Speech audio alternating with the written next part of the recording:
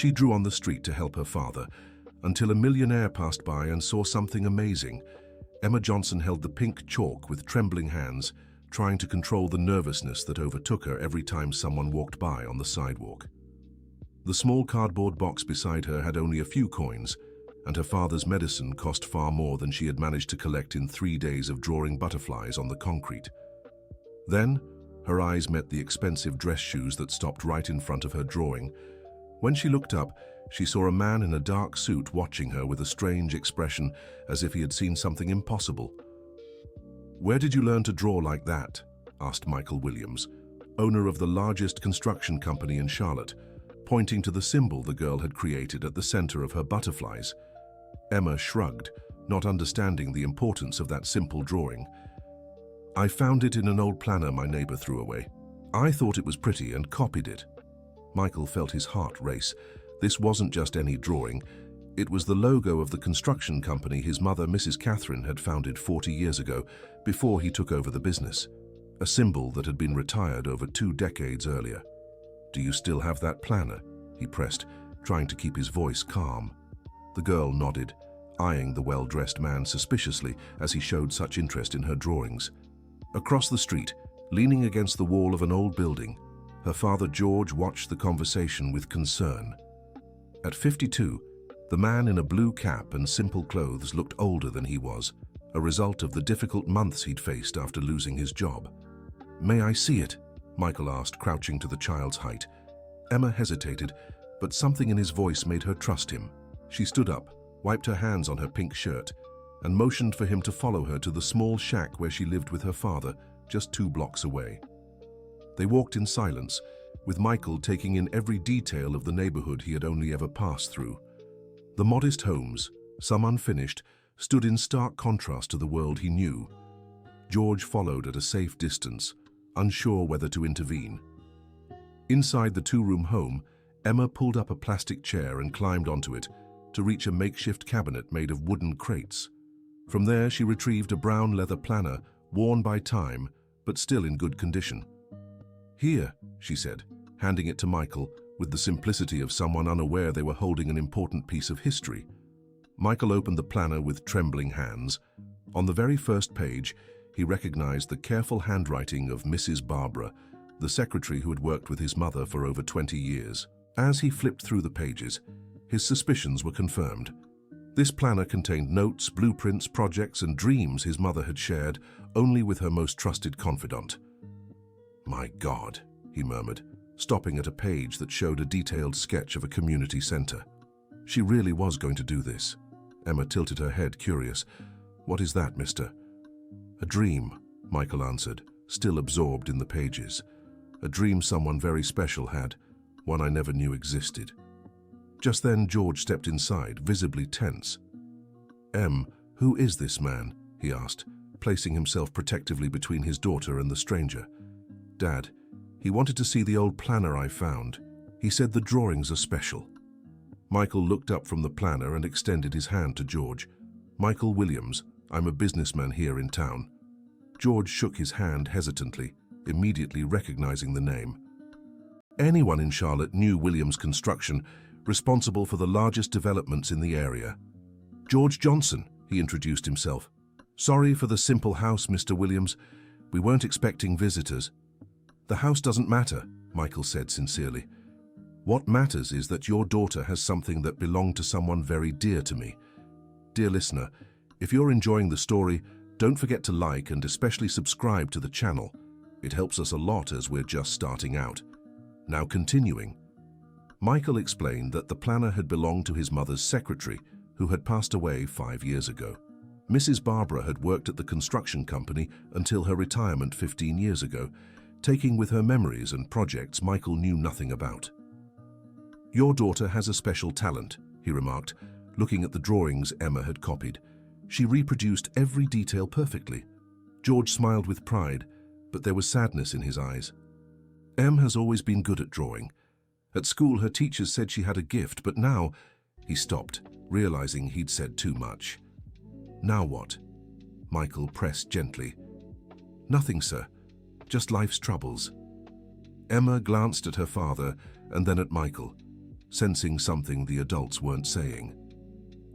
"Dad is sick," she said simply. "That's why I draw on the street, to buy medicine." The child's honesty touched Michael deeply. He studied George, noticing the pallor and exhaustion the man tried to hide.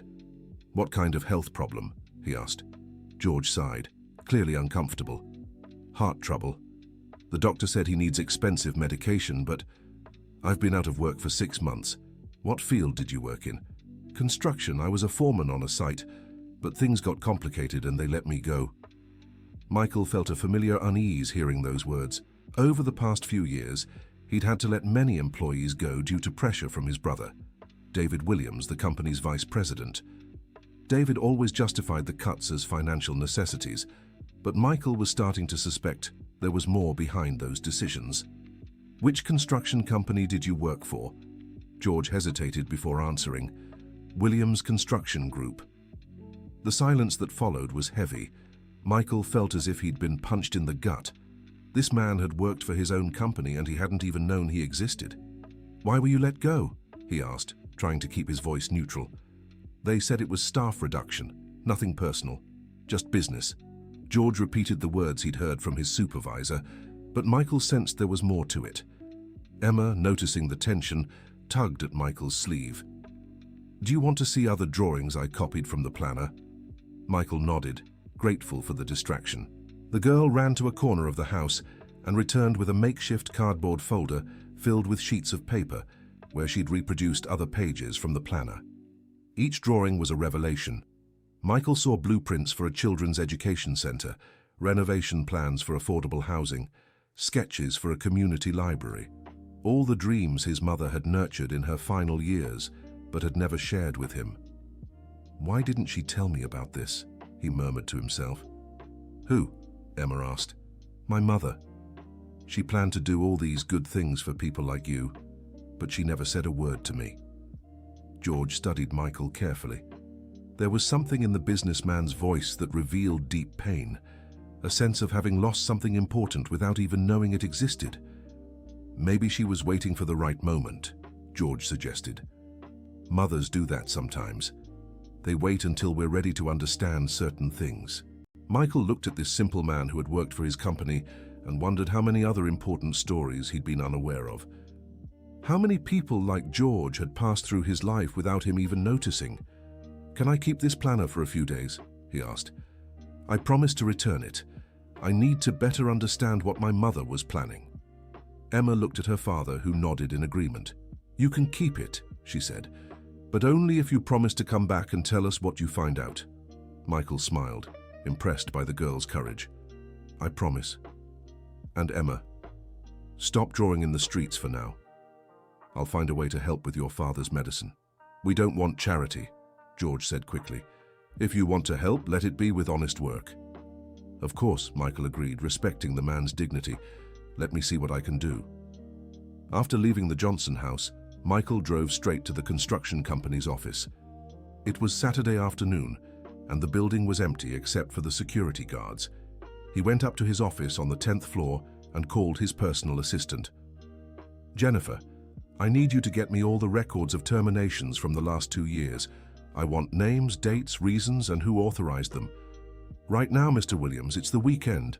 "Now," Michael insisted. "It's urgent." While waiting for the documents, he opened Mrs. Barbara's planner on a large table and began studying each page carefully. There were notes about meetings he didn't remember attending, social projects he had never heard of, and most troubling, a series of observations about irregularities in contracts. One specific note caught his attention. "Meeting with Catherine, concerned about David, need to investigate overbilled contracts. She suspects he's diverting funds from social projects." Michael felt a chill. His mother had suspected David but kept it to herself. Why? And what had happened to that investigation?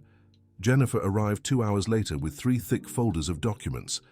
"Here's everything I could find," she said, placing the files on the table. "May I ask what you're looking for?" "Irregularities," Michael replied without looking up from the papers. "And Jennifer, this needs to be absolutely confidential. Don't mention it to anyone." She nodded and left the room, leaving Michael alone with the evidence he was about to uncover. The first folder contained terminations authorized by him. These were cuts he remembered approving, based on performance reports or financial needs presented by David. The second folder had terminations authorized directly by his brother, using the power of attorney Michael had given for routine administrative matters. It was in the third folder that he found George Johnson's name. Reason for termination: questioning internal procedures, risk to team harmony, authorized by David Williams. Michael read the document 3 times. George had been fired for questioning procedures. What procedures? And why had David made this decision without consulting him? He picked up the phone and called David. "Brother, what a surprise. Calling on a Saturday." David answered with his usual cheerful tone. "David, I need to ask you about a termination. An employee named George Johnson." There was a brief pause before David responded. "I don't remember the specific name. You know, we deal with so many employees.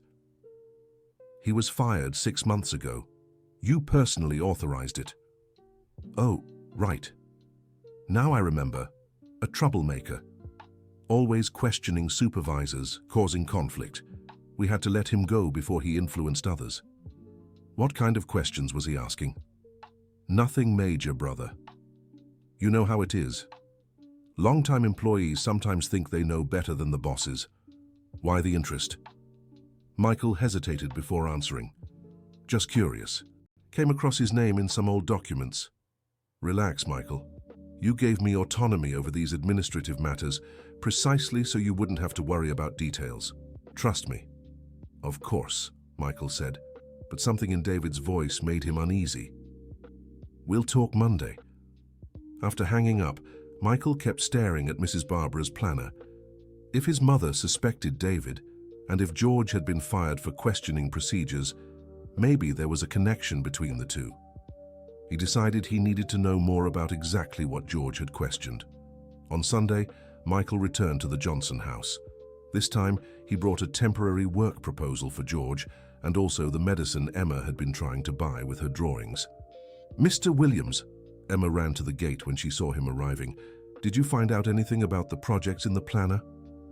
"I found out a lot," Michael replied, impressed by the girl's memory. "And I brought a proposal for your father."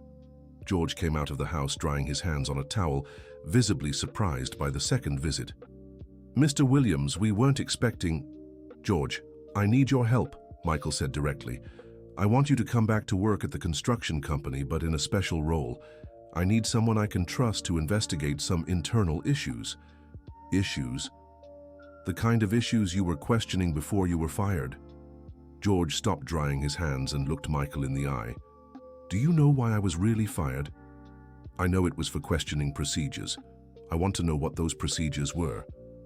Emma watched the conversation without fully understanding, but sensed it was important. Michael crouched down to her level. "Emma, can I talk to your father privately? I promise I'll tell you everything afterward." The girl nodded and went inside, but Michael knew she'd probably try to listen from behind the door. "George, I need to know exactly what you saw on the site that bothered you so much." The man sighed deeply, as if he'd been waiting for this moment for months. "It was the materials, Mr. Williams. The deliveries didn't match the invoices. Top-grade cement became standard. 12mm steel bars became 8, but the price stayed the same. By the end of the month, someone was pocketing the difference." "Who did you report this to?" "To my direct supervisor, Charlie. He said he'd look into it, but the next week I was called into the office and told I was causing problems. They gave me 2 options: keep quiet or get fired. And you chose to get fired." "I chose my conscience, Mr. Williams. I have a daughter to raise. I can't teach her that stealing is okay, even if it's from rich people." Michael felt deep admiration for this man who had sacrificed his job for principle. "George, do you have proof of what you're saying?" "I have some photos I took with my phone and some notes I saved before I was fired. But Mr. Williams, if your brother finds out I told you this—" "My brother. He was the one who fired me personally. Said if I ever told anyone what I'd seen, he'd make sure I never worked for another construction company in town." Michael clenched his fists. David wasn't just stealing from the company. He was intimidating honest workers to keep his scheme hidden. "George, will you come work with me? Not in construction, but as my personal assistant. We'll investigate this together, and we'll make sure no other honest workers go through what you did." "Mr. Williams, I don't have the education to be a businessman's assistant. You have something far more important: character. And that's not something you learn in school." Dear listener, if you're enjoying the story, please take a moment to like and especially subscribe to the channel. It helps us a lot as we're just starting out. Now, continuing. At that moment, Emma appeared at the door with a new drawing in her hands. "Mr. Michael, I made a new drawing for you." Michael took the paper and nearly let out an exclamation. Emma had drawn a tall building with two figures, one large and dark at the top, and a smaller, lighter one at the base. Between them, several tiny people seemed to be falling. "Emma, what is this?" "I dreamed about it last night. You were in the drawing, but I don't know who the person at the top was." The simplicity with which the girl had captured the company's situation stunned Michael. Even without fully understanding what was happening, she had artistically represented the conflict between him and David. "Can I keep this drawing too?" "Yes, but in return you have to promise me something." "What?" "If you find out someone is doing something wrong, you'll fix it. My dad always said that whoever can fix things and doesn't is just as guilty as the one who did wrong." Michael looked at George, who smiled proudly at his daughter. "I promise, Emma. We'll fix everything." On Monday, Michael arrived early at the office and asked Jennifer to schedule a meeting with Supervisor Charlie, the one George had mentioned. He needed to hear both sides of the story before confronting David. Charlie Parker was a 45-year-old man who had worked at the construction company for 15 years. When he entered Michael's office, he was visibly nervous. "Mr. Williams, I hope it's nothing serious." "Relax, Charlie. I just want to clarify a few things about former employees. Do you remember a man named George Johnson?" The supervisor swallowed hard. "George, yes, sir. A problematic employee. We had to let him go." "Problematic how?" He kept questioning suppliers, measuring materials, checking invoices. He was slowing down the project." "And that's a problem?" Charlie realized he'd walked into a trap. "It's not that it's a problem, Mr. Williams, but, well, Mr. David said that employees who ask too many questions can cause trouble with suppliers." "My brother said that?" "He said the company had special agreements with suppliers and that checking too much could harm those partnerships." Michael began to understand the scheme. David had convinced the supervisors that questioning material quality was bad for the company, creating an environment where fraud could happen unchecked. "Charlie, do you still have the reports from that project where George worked?" "Yes, sir. Would you like me to bring them?" "Bring everything. Reports, invoices, measurements, whatever you have." After Charlie left the room, Michael called George. "George, can you come to the company this afternoon? Bring the evidence you mentioned. We'll confront all of this at once." "Mr. Williams, I'm afraid to step into that building again. You're not alone in this fight anymore. And George, bring Emma too. I have a proposal for her." At 4 in the afternoon, Michael welcomed father and daughter into his office. Emma was amazed by the size of the office, and especially by the city view from the 10th floor. "Wow, Dad, from here you can see our house," she said, pressed against the window. "Emma," Michael called her attention, "remember those drawings you copied from the notebook? How about I hire you to officially draw for the company?" "What do you mean?" "Well, you have a special talent for capturing details.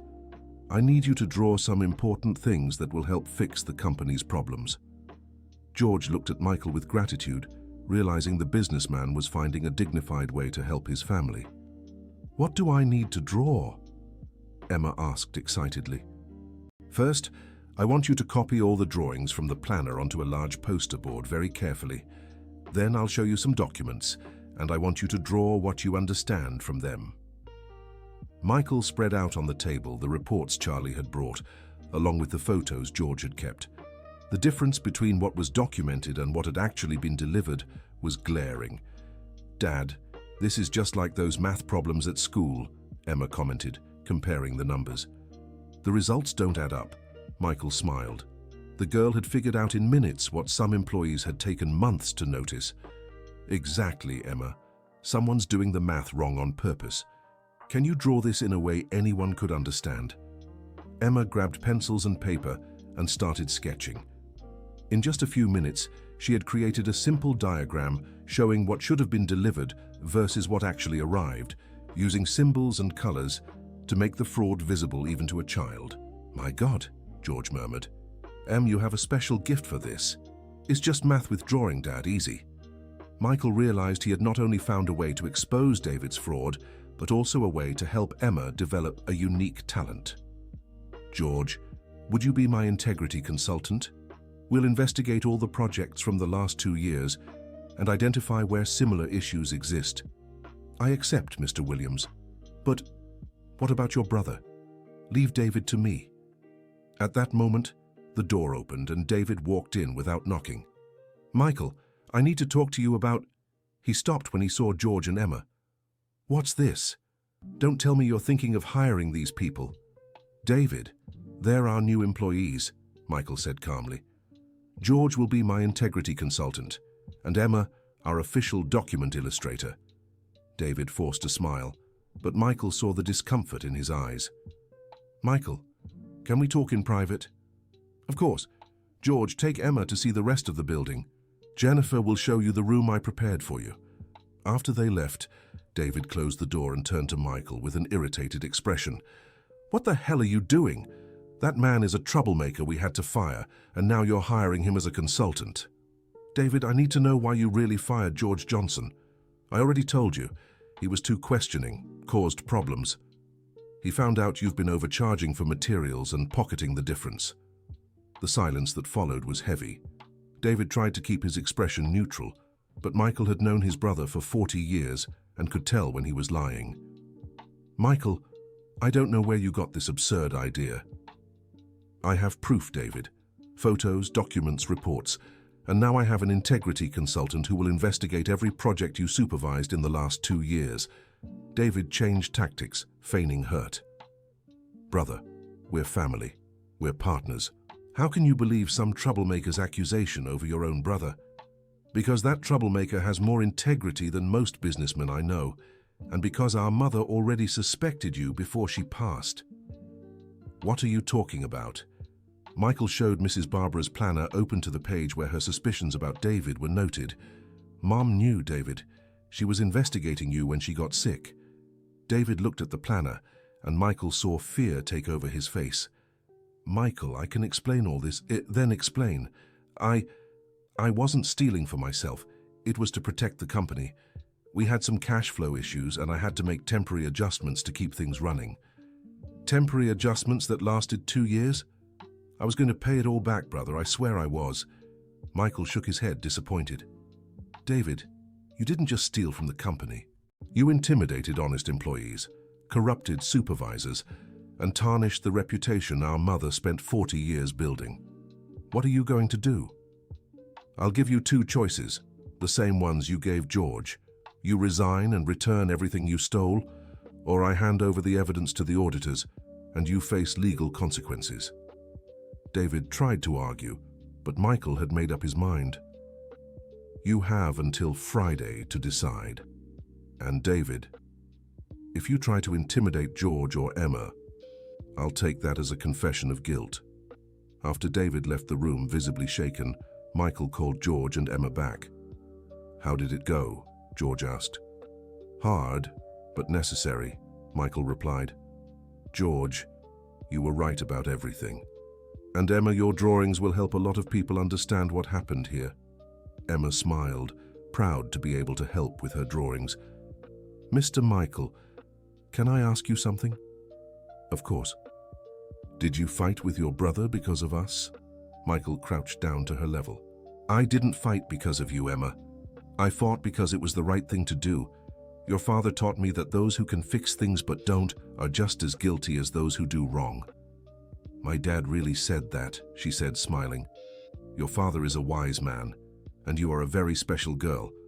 Together, we're going to fix a lot of things." Over the next 2 weeks, Michael, George, and Emma worked together to document all the irregularities found in the construction sites. Emma created a full illustrated manual of the fraud, making complex financial manipulations understandable through her simple and precise drawings. At first, David tried to dispute the evidence, but when he saw the clarity of Emma's diagrams and the precision of George's documentation, he realized he had no way to deny it. He chose to resign and signed an agreement to repay the embezzled funds in monthly installments. Dear listener, if you're enjoying the story, take a moment to like and especially subscribe to the channel. It helps us a lot as we're just starting out. Now, continuing. With David out of the company, Michael could finally implement the social projects his mother had planned. The first would be a community center in the neighborhood where Emma lived, exactly as noted in Mrs. Barbara's agenda. "Mr. Michael," Emma said one afternoon as she sketched plans for the future community center, "can I suggest something?" "Of course, our official art consultant. What if the center had a drawing school for kids like me, to teach art, but also to teach them how to see problems and solutions through drawings?" Michael stopped what he was doing and looked at the girl. "Emma, that's a brilliant idea. How about you being the first instructor at the drawing school? But I'm just a kid. And that's exactly why you can teach other kids in a way they'll understand." George watched the conversation with tears in his eyes. In just a few weeks, his daughter had gone from a girl who drew on the street for spare change to a consultant for one of the largest companies in the city. "Mr. Michael," George said, "how can I ever thank you for all this?" "By continuing to be the upright man you've always been, George, and by teaching your daughter that honesty and hard work are the only true paths to success." 6 months later, the community center was ready. On inauguration day, Michael made sure Emma cut the ribbon alongside him. On the main wall of the center, framed, was Mrs. Barbara's notebook, with a plaque that read, "In memory of Catherine Williams and Barbara Anderson, women who dreamed of a better community." Emma never had to draw on the street for money again. But she kept drawing on the sidewalk for fun, now joined by other neighborhood children who attended her art school. She had learned that her drawings had the power to tell stories, reveal truths, and build dreams. Michael transformed Williams Construction into a model company for transparency, with George as the director of integrity and Emma as a specialized art consultant, making complex documents understandable for everyone. And every afternoon, when Michael passed through the neighborhood where it all began, he saw children drawing on the sidewalk, learning that art could be much more than entertainment. It could be an instrument of justice, a tool for communication, and above all, a seed of hope. David never worked in construction again, but curiously, he found a new calling as an accountant at a small company, where he learned that honest work, even if it paid less, brought a peace of mind that stolen money never had. Mrs. Barbara's notebook became a symbol in the company, reminding everyone that the real treasures aren't the ones we hide, but the ones we share. And that sometimes the answers to our biggest problems lie in the simplest places, in the hands of the humblest people, just waiting for someone with the wisdom to stop and pay attention. Mrs. Dorothy, the 68-year-old neighbor who had thrown the notebook in the trash years earlier, became a regular at the community center. She told anyone who would listen how she had been an instrument of fate, preserving that notebook for so long before discarding it at just the right moment. "Sometimes we don't understand why we keep certain things," she'd say, watching Emma teach drawing to other children. "But God knows everything. That notebook was waiting to reach the right hands." Michael learned that leading a company didn't just mean making decisions on the 10th floor, it also meant walking the streets, talking to people, and paying attention to the signs life sends through the most unexpected situations. Emma grew up understanding that her gift for drawing was also a responsibility. She used her art, not just to express herself, but to give voice to those who needed to be heard and to shine a light on truths that needed to be revealed. George became a reference in corporate integrity, invited to speak at other companies about the importance of creating environments where honest employees felt safe reporting wrongdoing. He always ended his talks by saying, "Honesty may cost you in the short term, but it's the only investment that always pays off." The community center expanded beyond its original plans. Alongside Emma's art school, they added job training workshops, a library with books donated by the community, and a gathering space for the neighborhood's elderly. Emma developed her own teaching method, which she called truth drawing, a technique where children learn to observe complex situations and translate them into simple images anyone could understand. Her method began to be studied by educators from other cities. Michael discovered that the social projects, besides fulfilling his mother's dream, also brought unexpected benefits to the company. Employees felt more motivated working for a company that cared about the community, clients preferred hiring a construction firm with social responsibility, and new talent was drawn to an organization with strong values. 1 year after the community center's opening, Michael received an unexpected phone call. It was from a journalist in New York City who had heard about Emma's story and wanted to do a special feature. "Mr. Williams, is this story about the girl who draws business documents really true?" the reporter asked. "Absolutely true," Michael confirmed, "and she's right here beside me if you'd like to speak with her." The feature aired on a national television network, telling the story of how a discarded planner and the drawings of a 12-year-old girl transformed a company and an entire community. After the broadcast, Michael received hundreds of calls from business owners interested in implementing similar programs, educators wanting to learn about Emma's method, and families whose children had artistic talents and were inspired by her story. Emma was famous for a few days, but what made her happiest were the letters that arrived from children all over the country, sharing how they had started drawing after seeing her story. "Dad," she said to George one evening after reading another stack of letters, "I think our drawings are traveling farther than we ever imagined." "That's true, sweetheart. But always remember the most important lesson.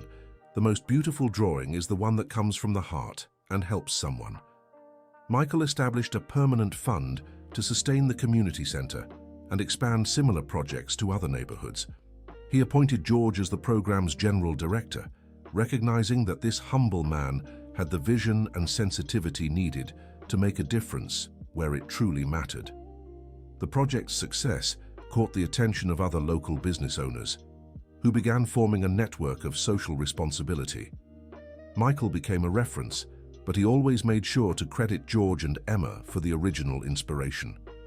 David, after fulfilling his agreement to repay the embezzled funds, sought out Michael for a long overdue conversation. "Michael, I know I have no right to ask, but I'd like to apologize," he said, visibly emotional. "And I'd like to volunteer at the community center if you'll have me." Michael looked at his brother and saw sincerity in his eyes. "David, everyone deserves a second chance, but you'll have to start from the bottom, like any volunteer, and prove you've truly changed. I accept any condition. I want to try to fix at least some of the harm I've caused." Emma, who had overheard the conversation, approached David with a drawing in her hands.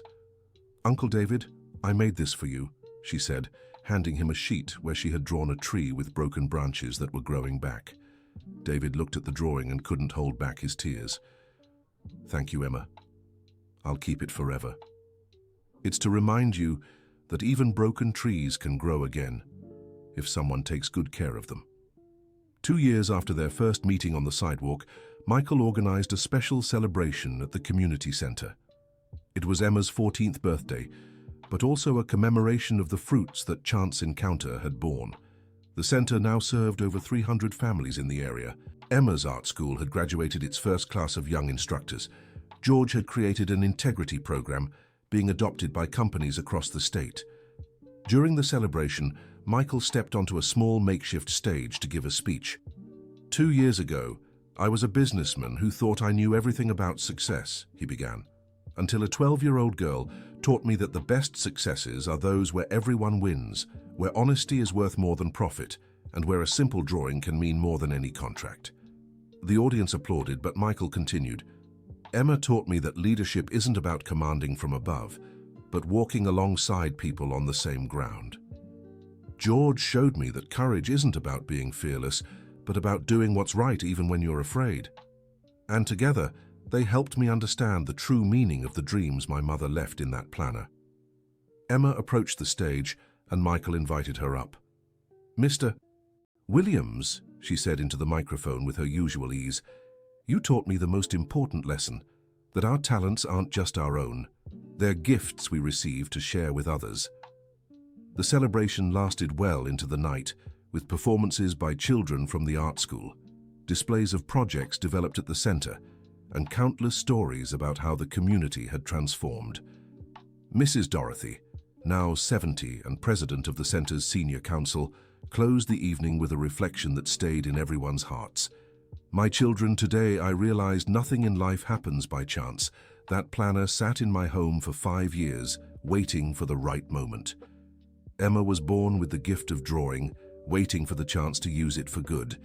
George worked years in construction, learning to see problems, waiting for the moment to expose them. And Michael grew up in a company, waiting to understand his true purpose. When all these things came together, the miracle happened. As the party wound down and people headed home, Emma lingered at the center, studying the children's drawings displayed on the walls. Michael found her there, lost in thought. "What are you thinking about?" he asked. "I was thinking about that day I was drawing on the street. I thought I was just trying to help my father buy medicine, but really, I was drawing the future for so many people." "And what do you draw now when you think of the future?" Emma smiled and showed him a notebook she always carried. "I draw more community centers, more art schools, more happy families, and most of all, I draw children discovering they can make a difference in the world too." Michael studied the sketches and saw she had created a true map of social change, with projects spanning the entire city. "You know some of these drawings will become real, don't you?" "I do," she replied with the confidence of someone who had learned that dreams drawn with love and determination have the power to become reality. That night, when he got home, Michael opened Mrs. Barbara's planner again and found a note he'd never noticed before, written on the last page. "Catherine always said the greatest miracles happen when ordinary people do extraordinary things out of love. May God bless whoever finds these words and has the courage to turn them into action." Michael smiled, realizing his mother and Mrs. Barbara had planted seeds that took years to grow, but were now blooming more beautifully than they could have imagined. He picked up a pen and wrote on the same page, "Mission accomplished. Your dreams became reality through the most unlikely hands, a 12-year-old girl who draws truth and her father who chose honesty above all. Thank you for teaching me that sometimes we must lose our way to find the right path." And so, a planner thrown in the trash, some chalk drawings on the sidewalk, and a father's courage in teaching his daughter the right values became a story of redemption, hope, and transformation that would echo for generations in the city of Charlotte. Emma kept drawing, but now she knew every stroke carried the power to bridge dreams and reality. George kept working with integrity, knowing his example would inspire other parents to teach their children strong values. And Michael continued to lead his company, but now with the certainty that true success is measured by the number of lives we positively transform. The story of how a simple girl had changed the fate of a company and an entire community became legend in the city. And whenever someone asked what the secret had been, the answer was always the same: honesty, courage, and the ability to see opportunities where others see only problems. Emma grew up and became a renowned social artist, specializing in using art to resolve community and business conflicts. Her truth drawing technique was officially recognized as an educational methodology and adopted in schools across the country. George became a national consultant on corporate integrity, sought after by companies wanting to implement cultures of transparency. He never forgot his humble beginnings and always returned to the community center to talk to young people about the importance of making the right choices. Michael transformed Williams Construction into a model of a socially responsible company, studied in universities as an example of how businesses can generate profit while transforming communities. He established a foundation that brought the community center model to over 50 cities in the United States. David found his redemption working full-time as a volunteer in the company's social projects. He discovered that helping others brought him a satisfaction money never had. Emma adopted him as Uncle David for real, and their relationship became an example of how forgiveness and second chances can heal deep wounds. And Mrs. Barbara's planner remained framed in the community center, reminding everyone that sometimes the most valuable treasures are hidden in the simplest places, waiting only for someone with the sensitivity to recognize their worth. Many years later, When journalists asked Michael what moment had changed his life, he always pointed to the first drawing Emma had made of her butterflies on the sidewalk. That's where I understood that real transformation doesn't happen from the top down, but from the inside out. Her girl who drew for a few coins taught me lessons no business school could. She showed me that any company's greatest asset isn't on the balance sheet, but in the difference we make in people's lives. And Emma, whenever she told her story to new groups of children at the community center, always ended with the same reflection. You never know when a simple drawing might change the world, so always draw with love, truth, and hope. Because art isn't just for decorating walls. Art is for building bridges, opening paths, and illuminating truths. The sidewalk where it all began now has a commemorative plaque that reads, "Here began a story of transformation. May it inspire others to see possibilities where there seem to be only difficulties." And every afternoon, children from the neighborhood still draw on that sidewalk, knowing they stand where a simple girl proved that small gestures made with big hearts can change destinies, heal wounds, and build better futures for everyone. The end. Now tell us what you thought of the story and where you're watching from. If you have something to share with us, leave a sincere comment. Do you believe honesty is always worth it? We'd love to hear your thoughts.